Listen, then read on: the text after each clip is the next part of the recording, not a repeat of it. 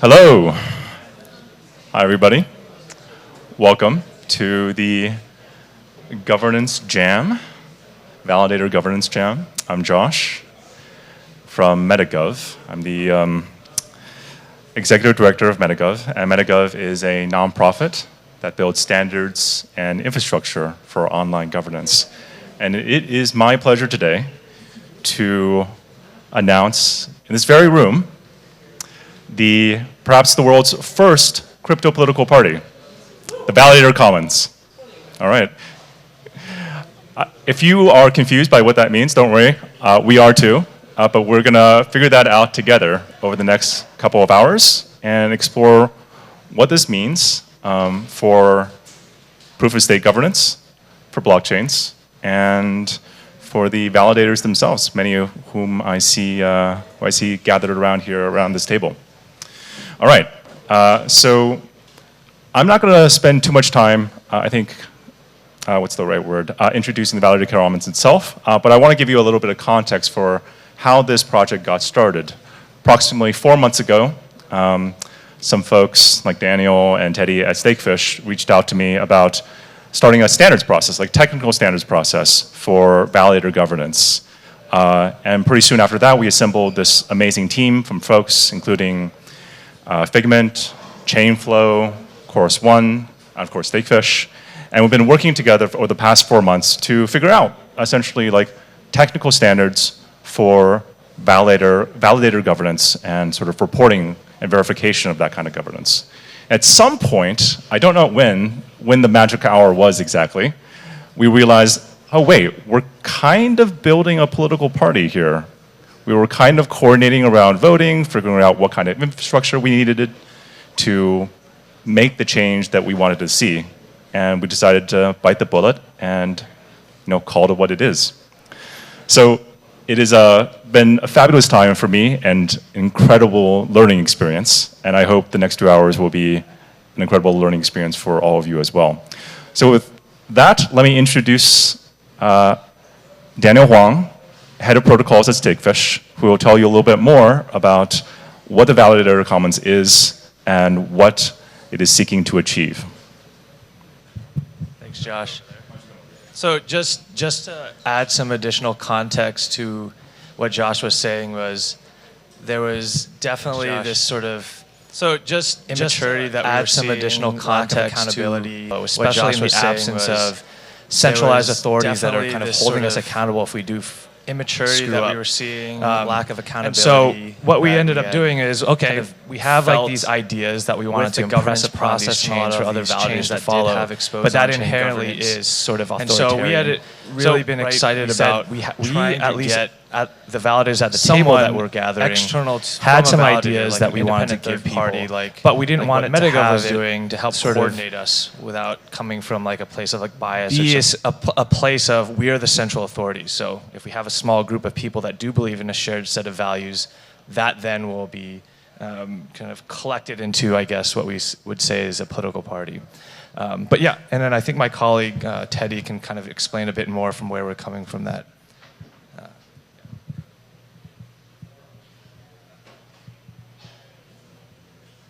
Thanks, Josh. Thanks, Dan. One thing I want to add here is I think part of what we're trying to do here, in addition to declare the existence of this body of validators that hopefully share these values and hope to advance those values within the broader ecosystem, is this idea that blockchains themselves, in addition to having this fundamental technological component and fundamental economic component, also have this fundamental political component. And this is something that a lot of people actually try to ignore in this space.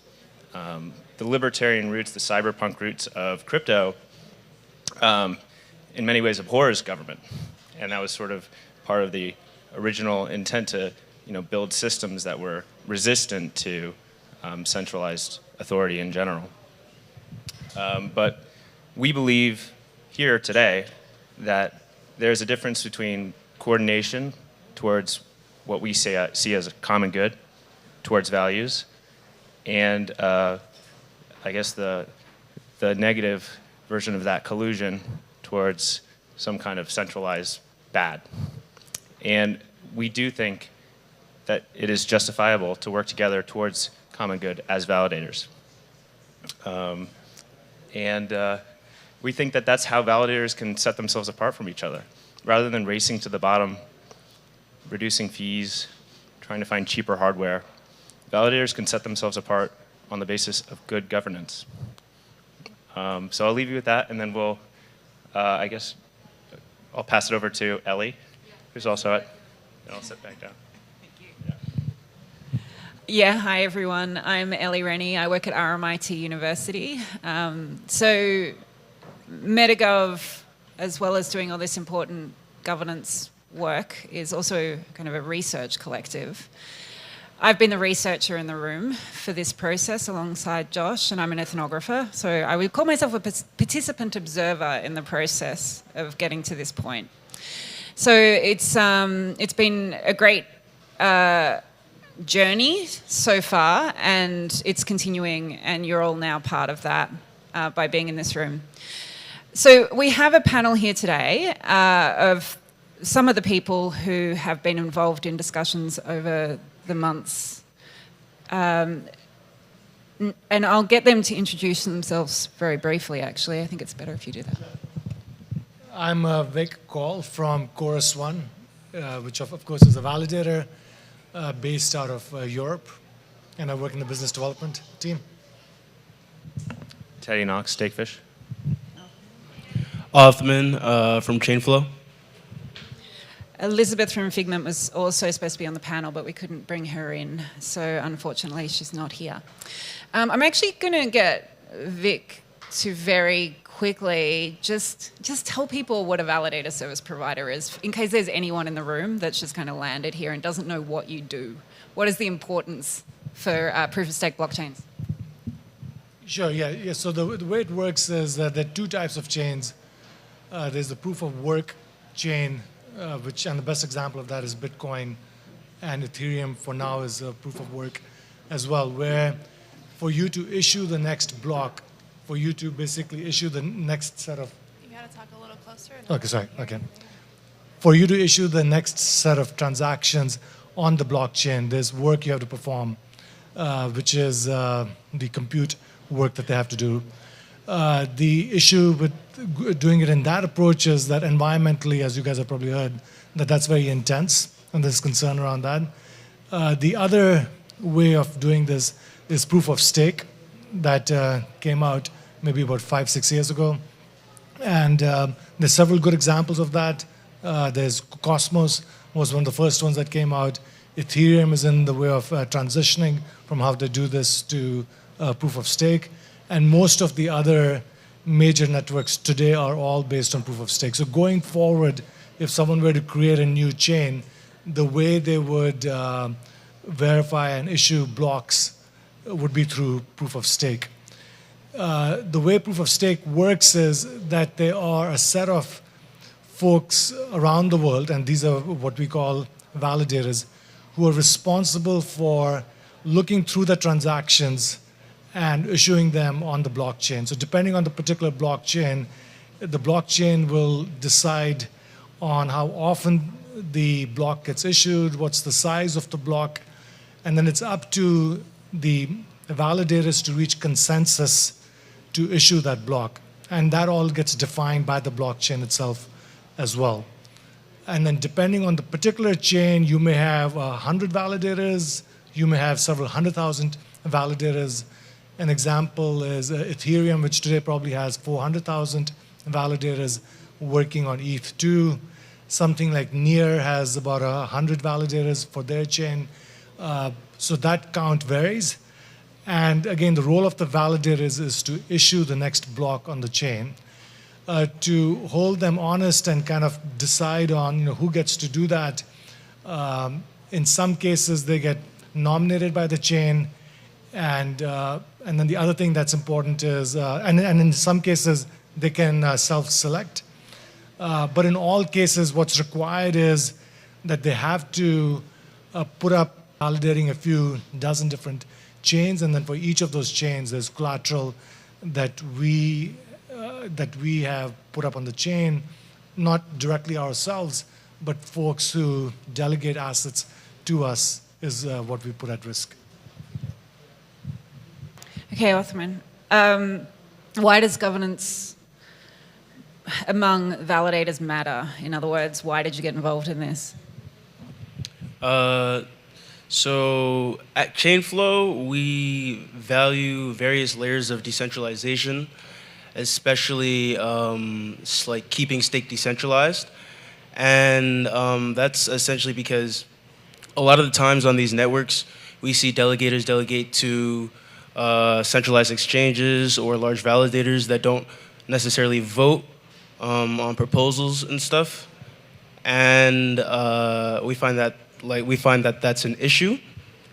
And we found the Validator Commons to perfectly align with our values because they see governance participation as an issue that needs to be addressed. And yeah, they see governance participation as an issue that needs to be addressed. And wait, sorry, give me a second. Yeah, they see governance participation as an issue that needs to be addressed. And it's just as important as maintaining infrastructure, which is a responsibility of the validator. And I personally focus on voting and making proposals and keeping track of proposals on different networks. And it's important to distribute the stake appropriately so that different, validators have a voice and people can maintain the health and longevity of the different networks that they operate on. Thank you. So, Teddy, what are the risks here if we don't align around governance with validators? And do you have any examples of when, I suppose, you've had to make hard governance decisions? So risks when we don't align, as in when validators disagree. Well, of course, there's always the don't govern at all. Don't govern at all. Yeah. So I think the fundamental risk is just sort of a state of nature where you have property rights and you have people who have assets, and then if assets get stolen, then that's just kind of how it goes. So in the absence of any real governance, you kind of have, again, you have this anarchy, which some people really like and are actually very appropriate for a very specific context. Like, I think Bitcoin will always be this way. In the proof of stake context, if you're not governing, the entire chain doesn't work, because proof of stake fundamentally is, when you're delegating, you're choosing who to trust. So that is, by virtue of its design, governance. So then, the chain doesn't work. But I think in general, we're thinking very much additively here. Like, how can we improve blockchains through governance? Because they seem to work fine without that much governance. But could they work better with a little bit more? Specifically, proof of stake chains that aren't necessarily oriented around this sort of fundamental layer of store value, where they could potentially differentiate themselves on the basis of good governance and safe commerce and having all these protections that we like to enjoy in the traditional financial world. A good example of that, we have a Juno person at this table who is all too familiar with the Juno Proposition 16, which was a signaling proposal to seize the assets of a Juno holder who received a lot of Juno through an airdrop where they were not intended to. So they ended up with a huge percentage of Juno stake, or Juno token, and the community actually really didn't like this. This new community of Juno holders who participated in the airdrop fairly didn't like this, and so they instituted the signaling proposal, which passed, which was to the effect of, we want to seize the assets of this Juno whale on the basis of their unfair gaming of the airdrop. Now that was just what they said. It's actually kind of a complicated issue. It was somewhat accidental that this whale received these funds, but just in doing that, they immediately shattered this concept within Juno of the sanctity of property rights and just sort of, I guess, people maintaining control over what they had.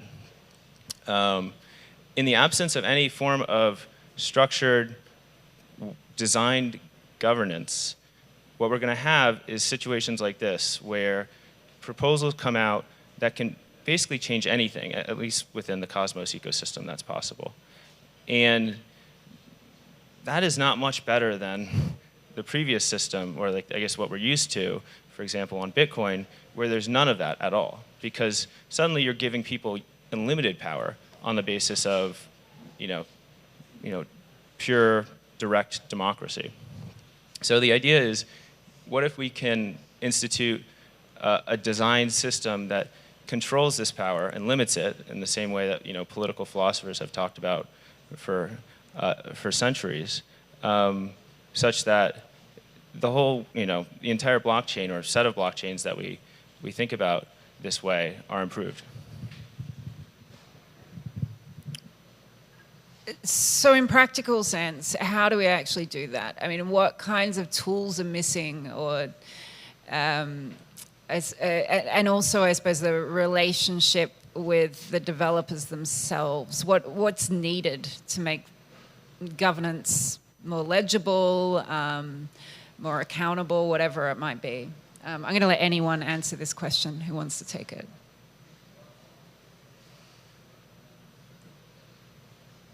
Yeah, I think in terms of what's missing is, yes, I think fundamentally there's no formal process for this today, right? So what is formalized is the fact that there's a proposal that gets put up, there's a proposal that gets researched, voted on, and then implemented.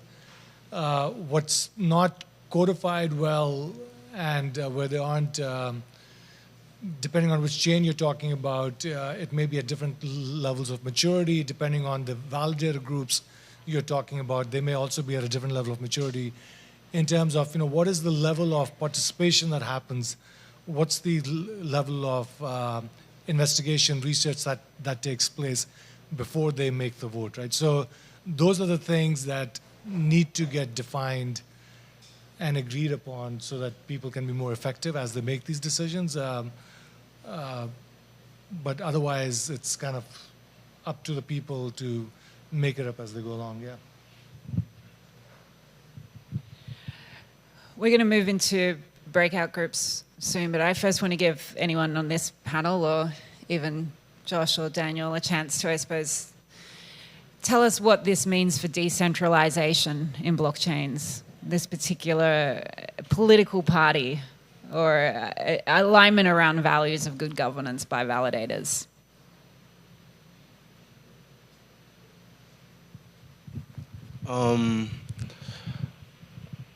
I feel that it's important for validators to be very intentional when they operate on their networks in terms of participation, in order to improve the the health of the network. And like what you said earlier, this is a step in the right direction in terms of what we need. There's a common goal that us validators see, and there's a missing piece in terms of the the progress that we need to continue operating and just doing stuff on these blockchains. And this is part of the missing piece in terms of this is just part of the missing piece, is essentially what I'm saying.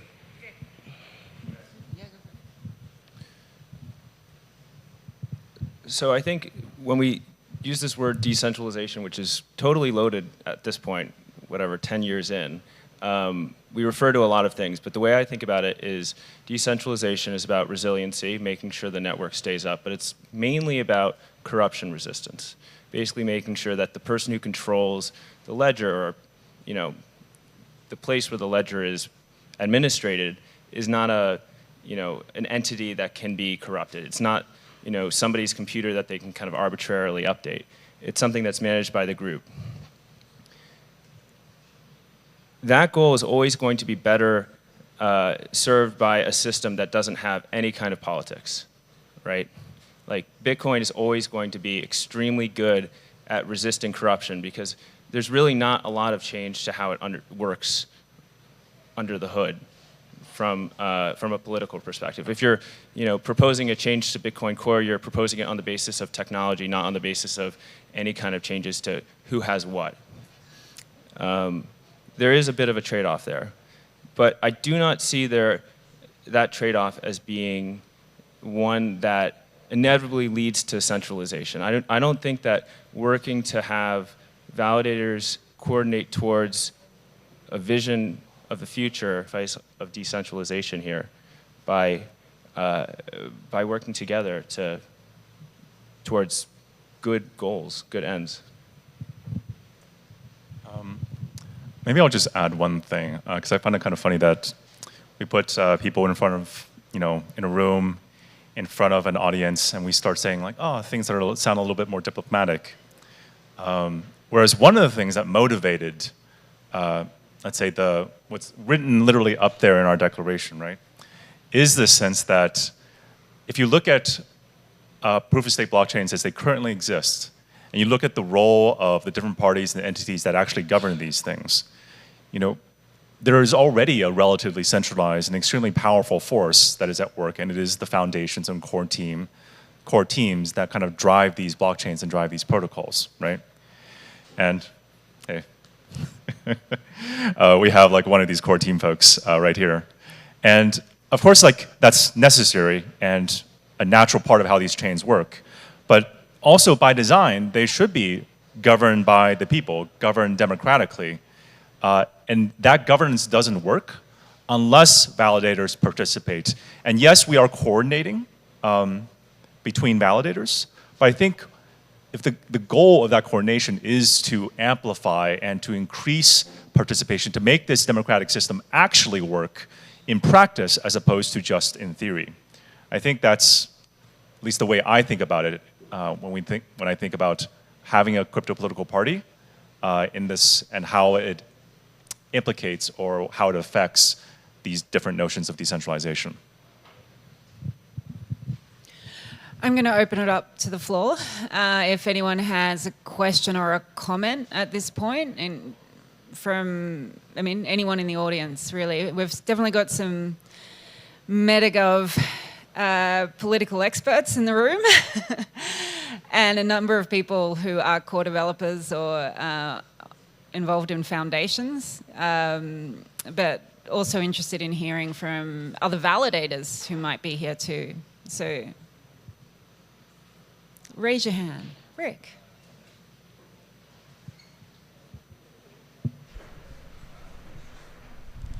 Yeah, hey, thanks for organizing this, guys. This is a very, very interesting initiative. As I look at the declaration back behind you here, are the bullet points I'm seeing on the screen all of the bullet points, or is there more to it than this? That's all of them. What I don't see up there is I don't see anything relating to the potential for conflict of interest by professional validators who validate for a large number of different projects. And it seems to me that that's something that should be addressed. I assume that this has been thought about on your side, because I know Ellie and I have at least touched on it in a conversation over a cocktail once. No, I think I agree with that also. I think a lot of us have kind of had this like kumbaya multi-chain, we're all gonna succeed together. But I think eventually as we mature, as time goes on, a lot of these chains will be competitive with each other, and those communities themselves will request or even require the validators that do validate those chains to take sides.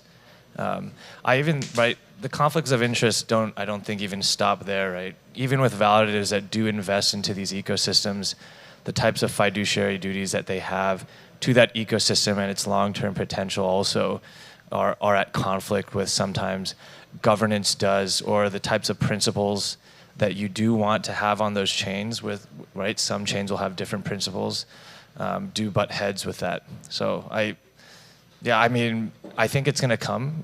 We've seen it happen before, right? We've seen like Gavin Wood from Polkadot say like in the beginning they're not ETH competitors, but then later when he got enough air in his chest, like he said, yeah, they're a competitor to Ethereum. Maybe it's important that there is this sort of kumbaya mentality so that we can build strong foundations and establish some of these frameworks or standards so that we can understand how to govern these chains. And then, right, when people go off to the races to compete, we'll have a better place to start from. But yeah, I mean, I think there's so much conflict of interest right now. Maybe there hasn't been significant enough fiascos or situations that required us to kind of think deeply about this.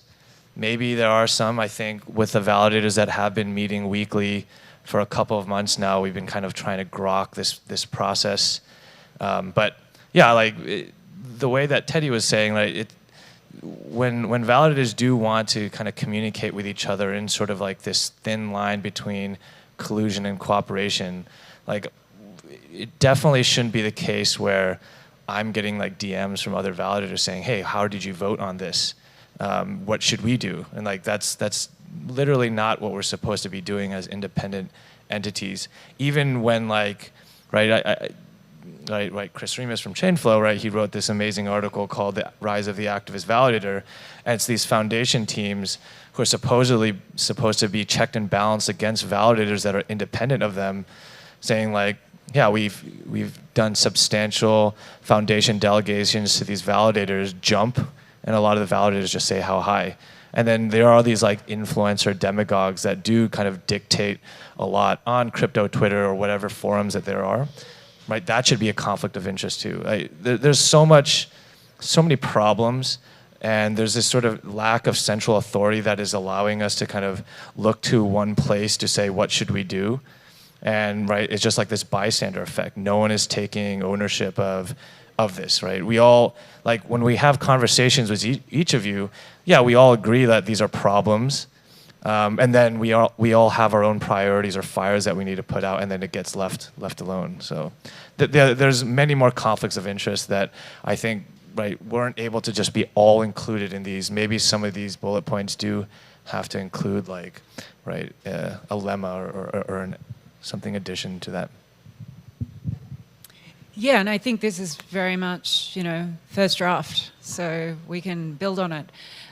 Zaki, did you have a question or comment? Who else had their hand up? Yeah.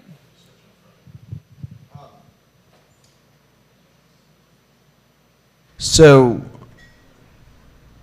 I think it's important to recognize that governance isn't the ultimate authority on chains. Like the entire point of blockchains isn't that governance is not the ultimate authority. The ultimate authority is the consensus of all of the people who voluntarily choose to participate in the blockchain. And governance was always intended just merely as a coordination mechanism. And it's sort of unclear how that's supposed to evolve. I don't think this is an illegitimate mechanism for its evolution of that coordination mechanism. The coordination mechanism clearly doesn't work that well right now, so I'm very encouraged to see this kind of activity. But I think it is worth recognizing the limits of governance, that governance is not the ultimate authority in any sort of blockchain protocol. It is ultimately the willingness of people to run the software and participate in the system that is the ultimate authority. Yeah, I think Zeki made some pretty good points there. I kind of want to say, from my perspective, there's already a lot of good governance solutions that have been considered through open source development outside of cryptocurrencies, and it tends to break down into a do-ocracy with maybe some sense of the original vision of the founder or benevolent dictator for life, or the original team or what have you.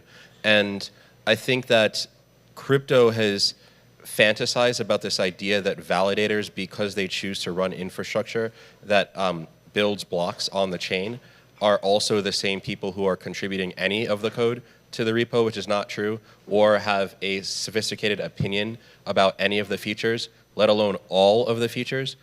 There really ought to be some sort of protocol politician layer. I think Sargam and I had a long conversation about this on YouTube a year or two ago, where people who actually do understand the potential consequences of any particular feature discuss those things, maybe even simulate those things, and then the validators, in my opinion, really shouldn't be that much of a focal point. It's really the voters or the token holders themselves who would want to vote on something like this. The entire idea that in Cosmos, all these delegators are voted on, their votes are considered to basically follow validators seems kind of bizarre. And also there's nothing here for token holders who are not delegators. In Ethereum, you can vote by having the token, not necessarily giving it to anyone like a validator or whatnot. And in Cosmos, there is no way to be pooling or just holding a token and vote. I think there's maybe other things I could contribute here, but I just definitely want to say there should be some separation between a protocol politician who understands some or probably not all, but some of the features being discussed, and validators who, as far as I can tell, are primarily responsible for just running infrastructure. I'd like to give the opportunity for validators to respond to that. Which one of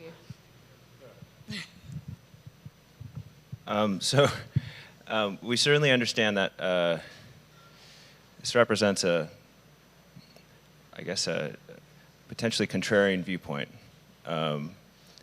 That validators, or I think we should be more specific, those on-chain with the power of on-chain governance, which is specifically what we're referring to here, and not just infrastructure, should recognize that they have that authority and that there should be grassroots organization within that group of people and I guess organizations. I don't think it's much more profound than that. I think that the same kind of foundational work on code that happens from foundations can be initiated from within coalitions of validators. I think validators can establish funding from on-chain treasury to support foundational development, client development, research, all of that. That doesn't necessarily always have to come from the I guess the point of incubation of the chain. We are not, I mean, you look at this declaration and it doesn't have a lot in terms of exactly what we want to achieve, but I think that's because right now we're actually starting at the very basic level, which is saying we think that validators should work together to achieve what they think is best, and that validators, or specifically those in charge of on-chain governance, have authority in that. And yeah, I think what you said was like really important. I remember I was moderating a panel with a few validators and I asked them like, why do you not communicate how you're voting to your stakers or your delegators? And then they just said they didn't have time to check all the on-chain governance proposals. And then they even went evolution. Yeah. Maybe there is like an evolution that we can have where we are seeing this breakdown in terms of the people, like maybe validators who can run infrastructure and manage that, don't have the capacity to maybe by time or resources or even like technical acumen or intelligence be able to responsibly do this type of governance. Yeah, maybe that is a separation, but the base reality right now is that it's all just put on our laps. And I'm not saying that we're like, as validators, we're rejecting it, but that's what it is. And we're struggling, some validators may be like struggling to figure out how to do this, especially on these multi-chain sort of worlds, right? Let's say, even if, for example, like we can use like the Juno example with what happened on Proposal 20. all 125 validators did not check the code that we deployed into a live production environment that sent $36 million into a dead address instead of a shared smart contract. And so then where does the responsibility lie? Was the responsibility for that code to be correct coming from the core developers that pushed it out to us, and there was no other independent third party that was to do that audit or was to fund that? And then if that is also that responsibility of validators to manage that infrastructure and also participate in governance, and that inheritance of that responsibility of governance is supposed to allow them to be directing the chain, then right, a lot of validators were unclear about what their role was in that system. And after that huge mess up, no one was held accountable. All the validators, all 125 of us included, nothing happened. There was no accountability that happened. Maybe it was embarrassing for all of us.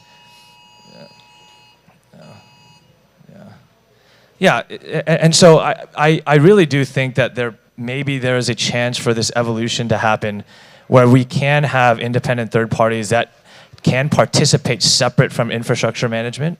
But right now, the way it stands is that we have to do both. Yeah, so.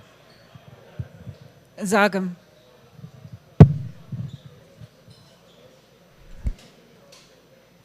Hello? Okay, cool.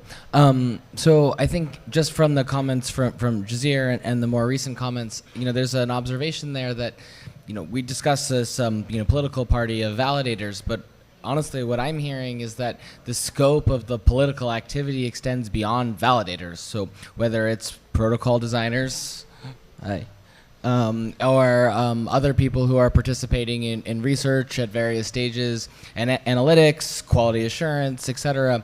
My intuition is that in order to accomplish the goals of a political party at a level of public service and quality assurance, that it might be necessary to both scope out some of the other stakeholder groups, or not even stakeholder groups, actually just functional roles that would need to be fulfilled, and then have the coordination that you speak of not necessarily occur amongst the validators, oh man, this is saddled on our on our shoulders and we don't have a choice, but rather to say, there are multiple functions here. We want to coordinate. We want to be decentralized, so we don't necessarily want to bring that in-house, but then in identifying those other roles, actually seek to fill them. It's my intuition, at least, that that's possible, and that a political party might actually be the right means of approaching it, precisely because even in as much as we may dislike the existing political systems, you don't see political parties say, well, there are only senators in my political party, right? You've got people across from the individual, in our case, delegators, people delegating, who would be voting, as well as any other stakeholders in the system who may choose to voice their opinions. And to be blunt, I think the absence of vocal, non-immediate contributors is one of the reasons why we have such strong bully pulpits, founder profits, basically manufacturing consent for proposals. So we don't have proposal writers from the public. We don't have quality assurance from the public. We don't have, and again, here in the public, I just mean anyone who's a stakeholder to these systems.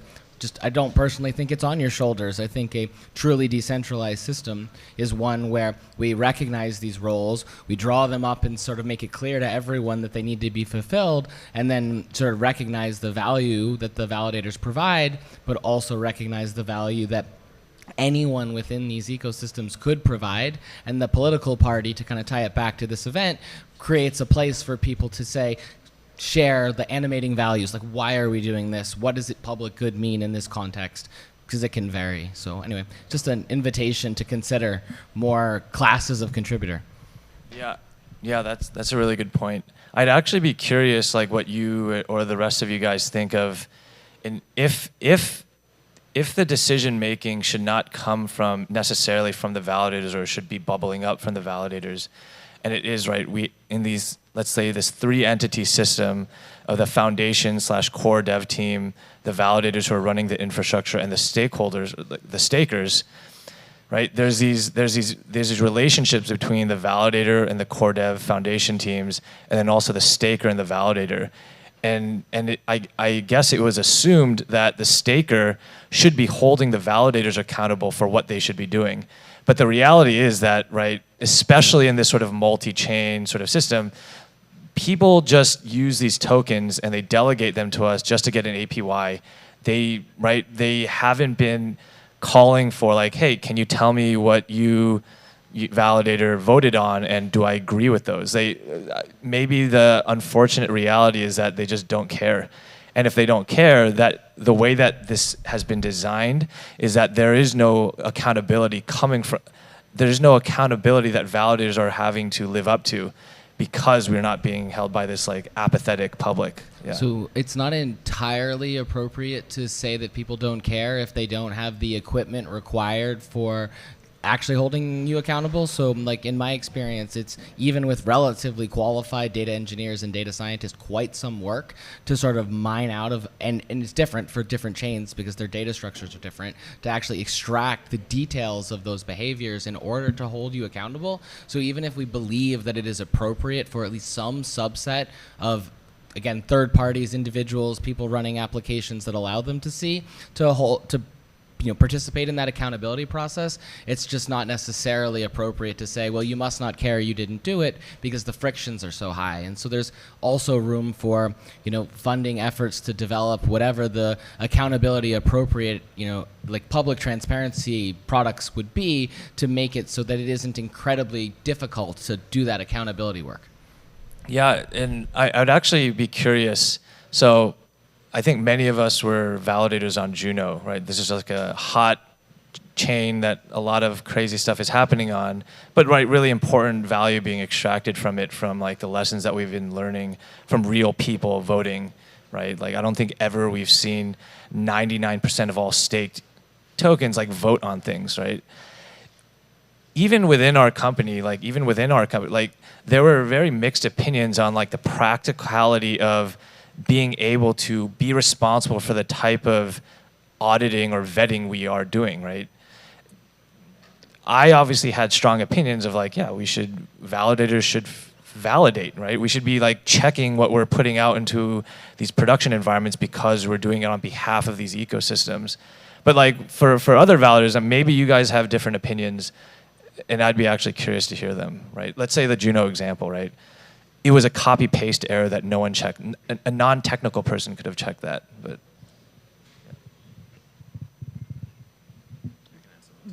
You want to?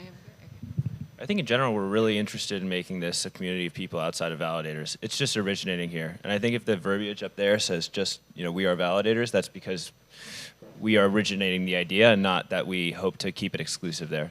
Yeah. And many of the discussions have been around what kind of dashboards or, tools are required for them to be able to know what decisions need to be made, but for the people who delegate to these services to know what they're voting on, to be able to see the discussions that precede those votes as well. Yeah. Yeah, like if that's our competitive advantage for us to claim, we're good validators because we do a good job and we aren't going to run off with or make bad decisions or be corrupt. We have every incentive to build tooling to make it clearer and very easy for users to hold us accountable. And that's going to be hopefully where we can demonstrate very quickly, hopefully if we have financial resources to build tooling and walk the walk there to show people that we're serious about operating on the basis of values and not self-interest. Eric, next. So, as somebody who studied just the emergence of constitutional ordering, an observation I have is parties spring ubiquitously, and that suggests that they're providing real value to the people who coordinate around what they call a political party.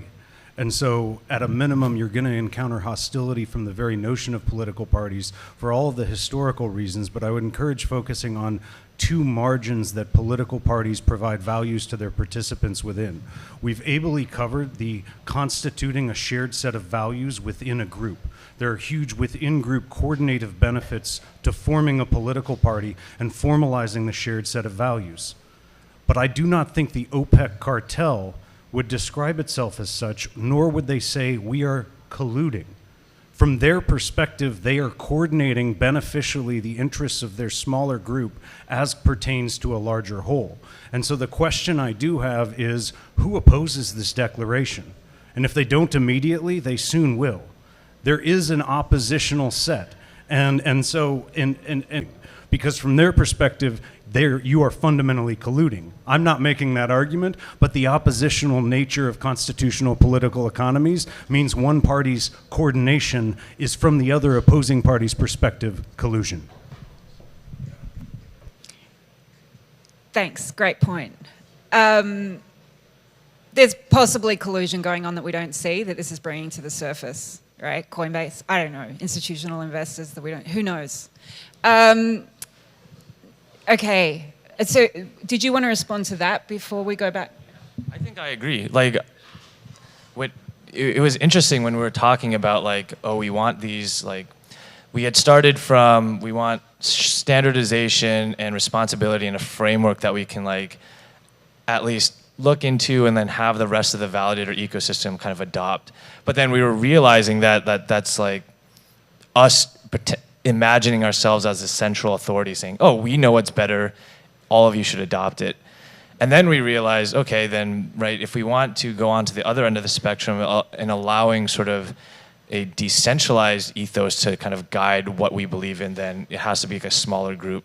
But then it's almost as if this maybe would work better if there was an other, right? What you're saying. There has to exist an opposing set of beliefs for this to at least be, right?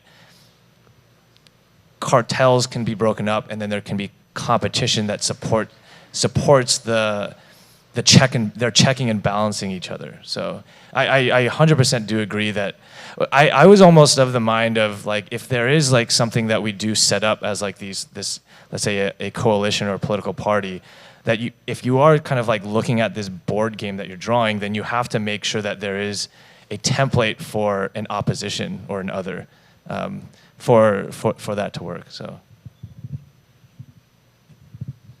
Yeah, I kind of think the political party metaphor may not be as apt as just like research effort, like a political research effort. I know when I tend to think of what DAOs are really based on, what are the decision making, where's the power, it's not just validators or just token holders or just coders or anyone else. It's more like there's absolute control. It's like a plutocracy at one level, and it's absolutely like controlled by the validators at another level, and it's absolutely controlled by the coders at yet another level. And if consensus sort of works together to allow those different groups to exchange value in a way that's beneficial for everyone, then that group sort of exists. If that doesn't happen, then it sort of flies away essentially, or just breaks down and people go to some other area. And I'm very interested in the smaller off-chain private groups that steer a lot of the innovation that we're built on, right? Who knows who Satoshi was? And, you know, even with Cosmos, which a lot of this seems to be focused on, there's almost this sense of people who otherwise would fork and maybe even have threatened to fork or kind of sort of forked are still actually working on more or less the same code base and the same ecosystem and infrastructure. With Ethereum, you kind of had a similar split among the co-founders and people, but they ended up building separate chains, and maybe they will converge in an interchain way, but that wasn't as, it's not as easy as it is with Cosmos. And I kind of like that because to me it implies, hey, look, at the end of the day, this stuff is really driven by people who are highly ambitious, highly energetic, sort of great founder theory, as Samaro Berja would say. And I think those people will, no matter what frameworks you put around them, will be the ones driving what it is that we do, and people who are learning or in the ecosystem can essentially follow and kind of digest what they're thinking and reflect on if it helps their bags or their portfolios or philosophies. But I imagine just doing, as you kind of brought up from your background, the digital ethnography of what really happens where money flows and power flows and conversation flows, and then just trying to have those things be more efficient seems maybe more practical or simple than assuming that there is a party and we have certain values. We're more at having observations and trying to improve the status quo.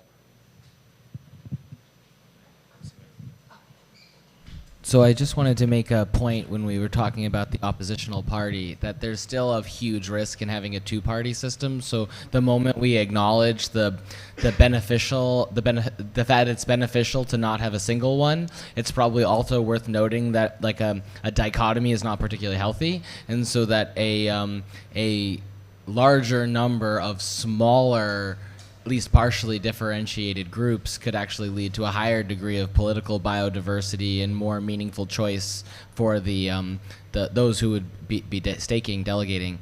And I don't want to derail too far down this direction, but like whether or not we choose the term party or research initiative, as Jazir has put, I think that there's a particular, at least for me, an animating value would be steering away from the religious mode of politics towards a scientific mode of politics. And I don't mean like in a religion of science sense. I mean in the sense that we collect the data, we talk about it, that discourse even within the party about whether or not a particular action is in alignment with those principles, et cetera, with evidence, with deference to the data collected, et cetera, as opposed to degrading into a sort of, you're with the party or against it, but actually having those, quote, parties being scientifically productive. And I think that blurs the line between party and research initiative.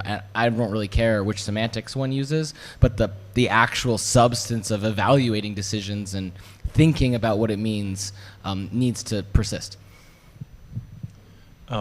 I'll just say briefly on the topic of opposition between political parties.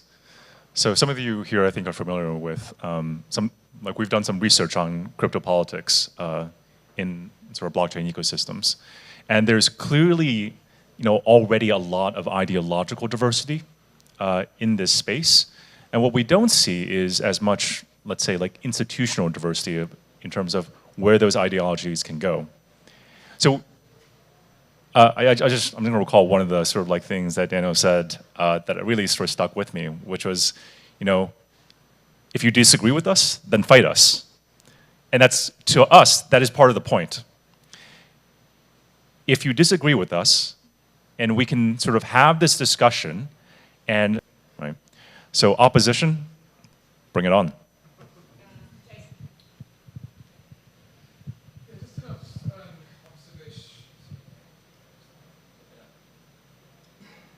Observation here. So with the launch of a political party immediately here in the US, the thing that's striking is that this doesn't feel like a political party. This feels more like a parliament. And the very first thing that's happened here is a discussion around trying to sort of figure out what the truth of a series of principles are.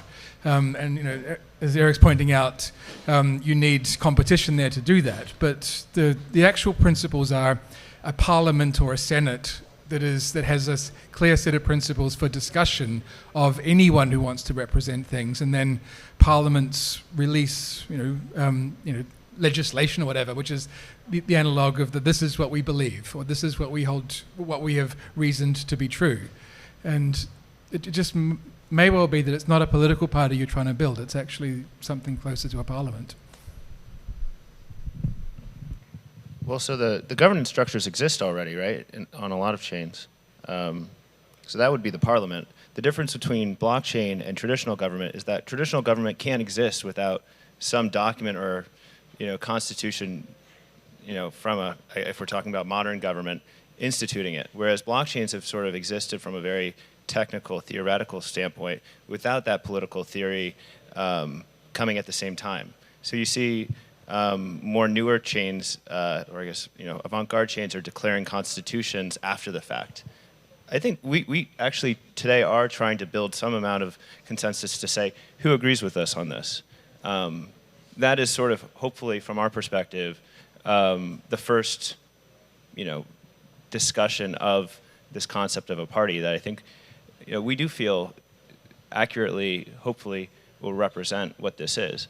I think when you look at blockchains as initially being a very financial and technological thing, at least from a conceptual standpoint, they came into the world where finance was something that actually people felt very, very cynical about.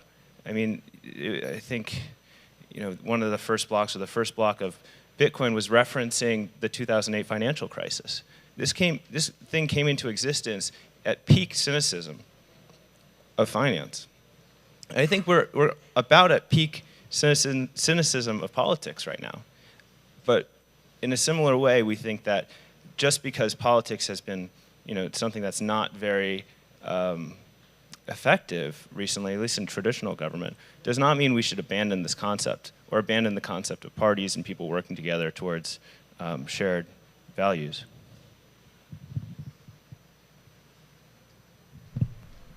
Hi, Rob. So let's, so let's make that maybe the last comment and then a round of responses. And then we're going to sort of have some time for just relatively casual breakout sessions where we're going to sort of dive into some of these topics. I think Jake might want to talk as well. My name is Eric Carlson. I run a small validator called Rhino. It's on a bunch of chains within the Cosmos. I think this is a great academic discussion that doesn't necessarily rely at all to reality.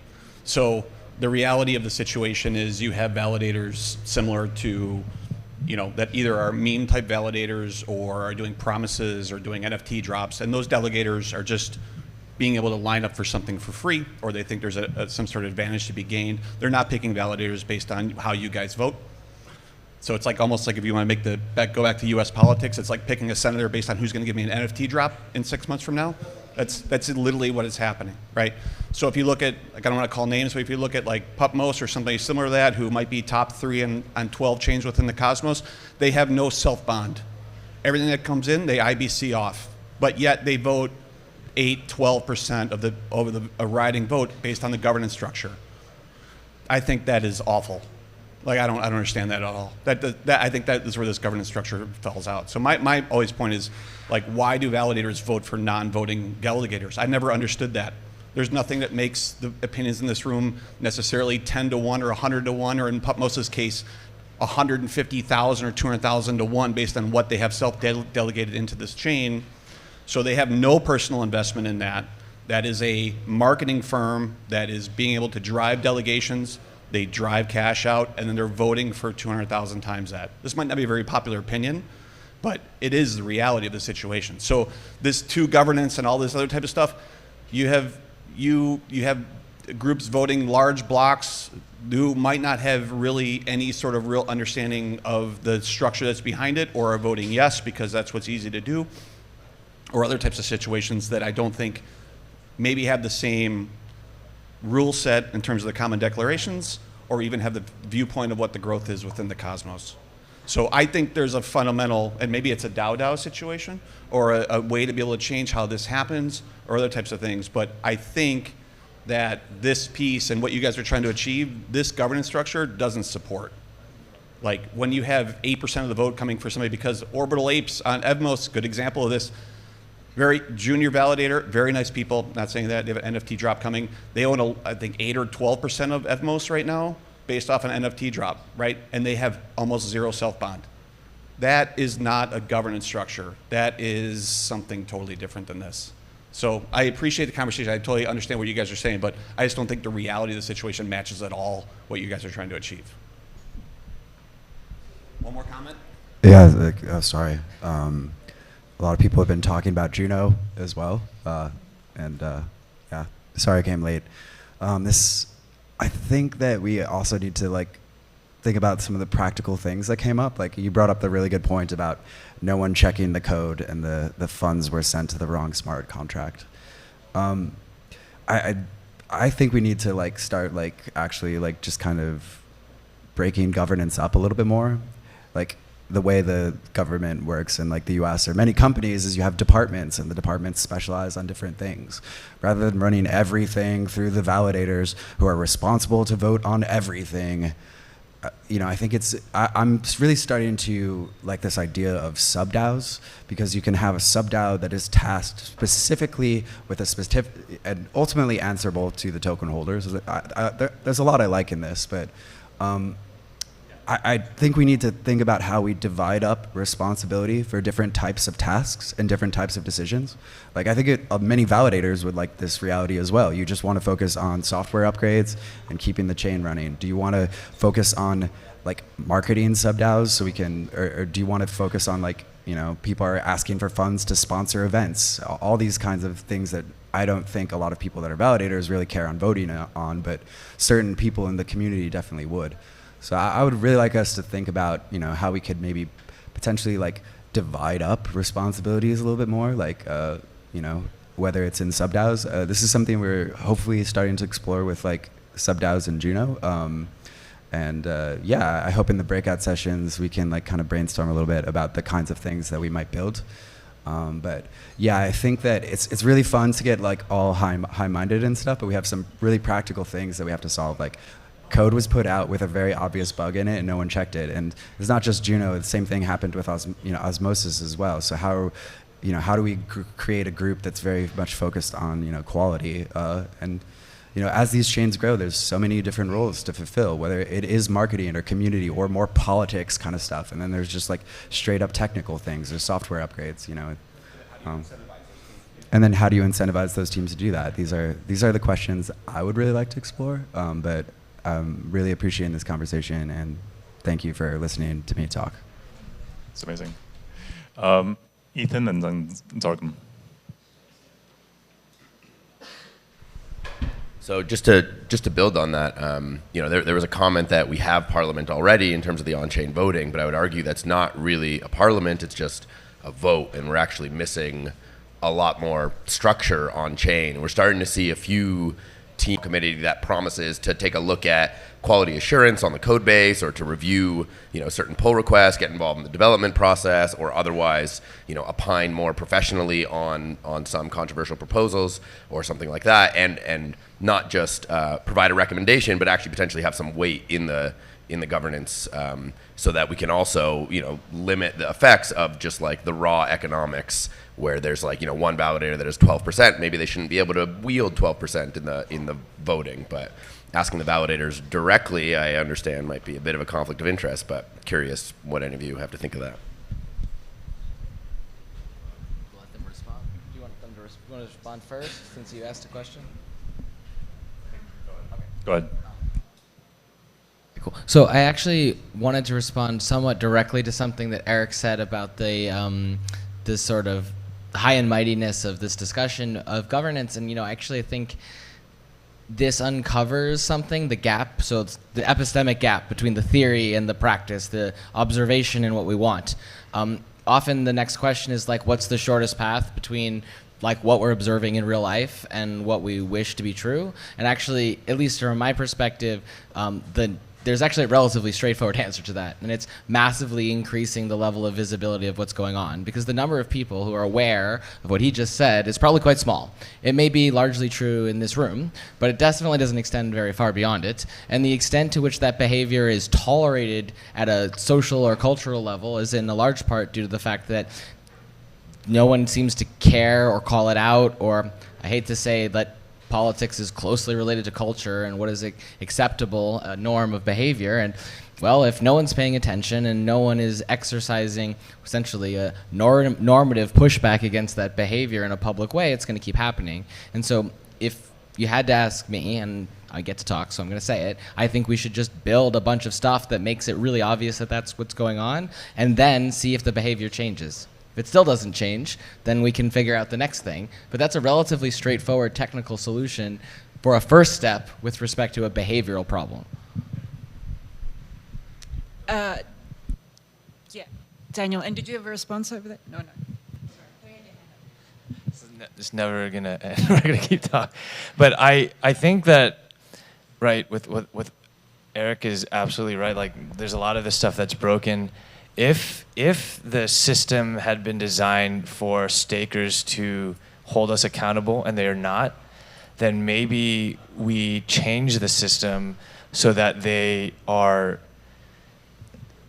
like, if they don't participate as they should be, as the rules are defined, then make it so that they have to listen, right? So like, if they're not participating, then punish them.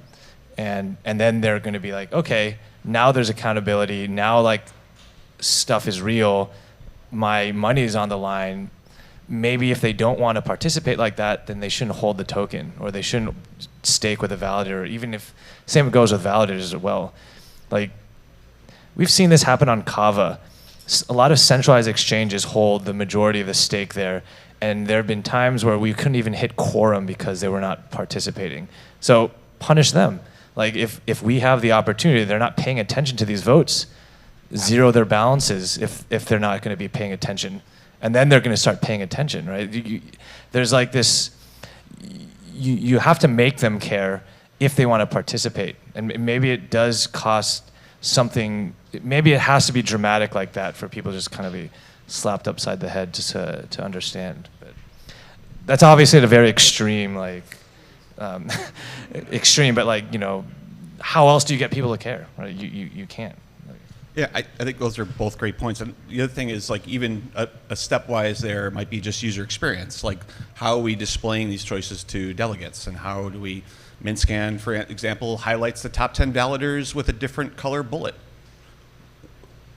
If I don't understand this ecosystem, are these the safe people? Is this where I should be spending my time, or is this where it should be? And then you get to, obviously you get to kind of more breakout in terms of you know, some challenges in terms of just the delegation spread and those types of things. I'm not saying that, not saying that there's anything wrong with the top 10, but how do you want to be able to change the UX to be able to drive some of that behavior? Because I do think that people that come into this don't, when you're presenting 125 icons and some of these types of things, they're either they're picking it based on moniker, which, hey, I'm just the same way. Are you based on a moniker? Are you doing something till you remember who that is? You're not going to read 125 governance structures to say, how does my validator vote, right? And people who would do that would vote themselves, so it doesn't matter.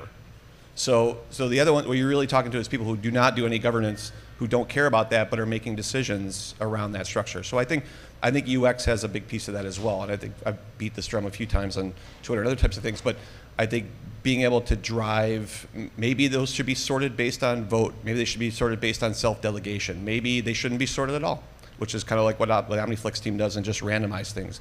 Maybe there should be something that's governance-based in terms of giving a little bit more information about a validator on those websites to understand how they have voted.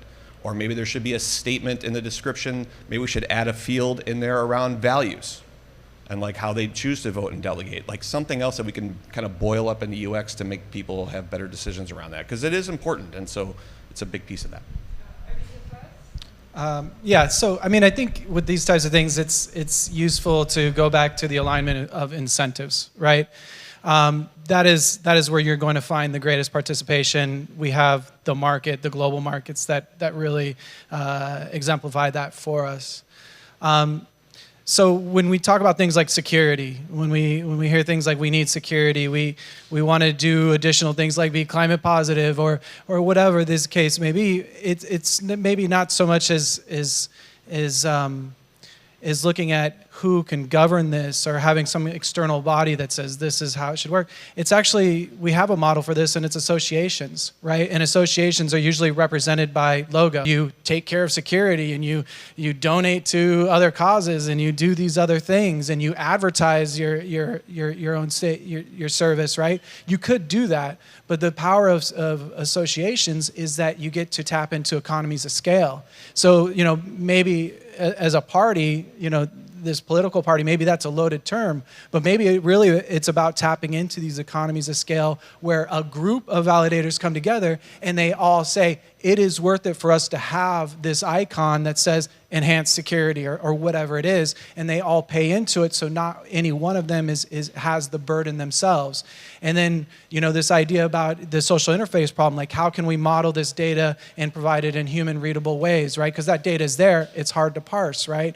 This is something that a set of validators could then also pay into, and over time, the idea and the hope is that these logos or these associations come to stand for something that is a value add to those that are actually doing the staking, and then it's beholden to the other stakers that don't have those logos to make the case of why they don't. But I think that's probably a useful reframing of how you can keep the alignment of incentives in play without having to necessarily blow up the system and start over. What? Thanks, Ali. I think it was Daniel. Sorry, what's your name? Sorry. I think it was Daniel earlier who used the term fiduciary. And when we start talking about things in terms of fiduciary relationships and concepts like agency, This is perhaps where the commons could serve a very valuable purpose, which also ties into what you said and what Eric said as well, which is that idea that if the commons sets forth very clearly that validators engage in a fiduciary relationship on behalf of the delegators, and that anyone who signs on to the commons agrees to adhere to that sort of process, well, then the idea that we could, in various sources, various places, that we could label certain validators as this is someone who is a signatory to the commons, right? Indicating that they have pledged to behave in a particular fashion, and that badge could be taken away should that not be the case. Then we start to move beyond merely relying on simple incentive structures. We also have, a stick to go with that carrot, right? So just as sort of an attempt to sort of synthesize that, because when we start talking about fiduciary relationships, at least within the law, we talk about a legal responsibility. We talk about an act of agency, and that brings with it certain established responsibilities. Yeah, just to respond directly to that, one of the institutional forms that we kind of cycled through and actually had long conversations about was possibly like organizing this as almost kind of like a FINRA-like regulatory body, right? Which is exactly like following on like fiduciary responsibility, making sure fiduciary responsibilities are fulfilled, and having not like a super big stick, but like a small stick that you can sort of like whack people and say, hey, this is like kind of a problem, and it's not legally binding, but it's sort of a signal that something's going off here, and usually people, it often does have the effect of correcting some sort of like having a course correction, right? And just remind you, like FINRA is like a self-regulated, it's sort of voluntary association of a bunch of financial bodies that is actually quite effective and set standards. So that could be, a potential outcome, or sort of like one of the sort of ways one of the sort of like directions we lean into in terms of the, let's say, the proposals we want to pass, or the sort of institutions we want to create, the rules we want to make. But I think at first, like at the base level, we first just need to like have like some level of organizational cohesion, or like cohesion around values, around the set of shared beliefs. And that's kind of what's being articulated up there. Whether you sort of like, it's not like a, I think that like I learned in these conversations that, before we try to have like technical agreement and try to solve technical problems, or, formal problems around like sort of rulemaking, around like financial entities, you need to get to the sort of, we need to get everybody in the same place on a values level, on a very basic level. Like, this is what we believe, this is what we care about. And that's the work that's been done over the last 4 months. And I think it's, it's easy to say, like, values this. It's kind of like obscure and abstract, but it's actually so incredibly important, and it does take work. And I'm proud of the folks here for putting in that work. Just real quick, the logic from the gentleman in the Amiga shirt struck me as a direct characterization of the emergence of guild marks that eventually became trademark law. But then we heard other private industry self-regulatory solutions like FINRA, as well as what is construed as an appropriate fiduciary duty. And so I think alongside the apt metaphor of political parties, a lot of thought should be given to, are you actually creating something akin to a trademark and the signaling value that it has? And you tend to see the emergence of industry self-regulation in cases where information asymmetries are particularly acute. At some point, your users, despite a lot of transparency, are going to be relying on a trademark as opposed to a deep understanding of the behavior of validators surrounding a question they don't fully understand. And so to me, it's interesting, but many of these institutional solutions have emerged to ameliorate very similar problems in the past. Teddy, did you have a final response? And then I'm going to hand back to Josh to wind us up. No.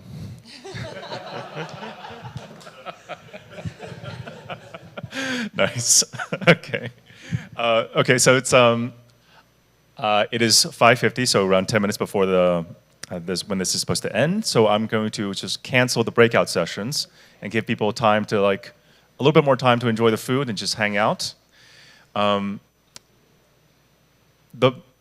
was talking to Pia Mancini. I don't know if you guys know her, but she's one of the founders of the Net Party.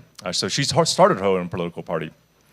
And the thing that she said to me that I had to be most careful about was, what is the follow through?